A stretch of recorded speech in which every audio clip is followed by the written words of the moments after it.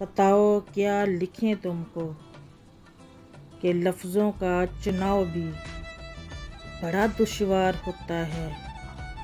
جو تم کو جان لکھتے ہیں وفائیں خوب روتی ہیں، ہمیں آ کر یہ کہتی ہیں کہ تم اپنے ہی قاتل کو اپنی جان لکھتے ہو۔ خدا کہتے ہو اس کو کبھی ایمان لکھتے ہو۔ کہ تم اچھا نہیں کرتے تو پھر یہ سوچتے ہیں ہم تمہیں اب سوگ لکھتے ہیں۔ کوئی مستقل سا روگ لکھتے ہیں۔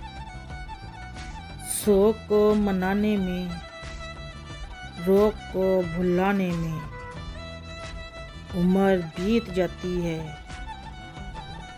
روگ دینے والوں کو لوگ بھول جاتے ہیں، بھول جانے والوں کا سوگ تو نہیں ہوتا۔ چلو تم ہی بتاؤ اب بت لکھیں تم کو یا کہ خدا لکھیں۔ چلو تم ہی بتاؤ اب بت لکھیں تم کو یا خدا لکھیں۔ اجنبی یا پھر آشنا لکھیں۔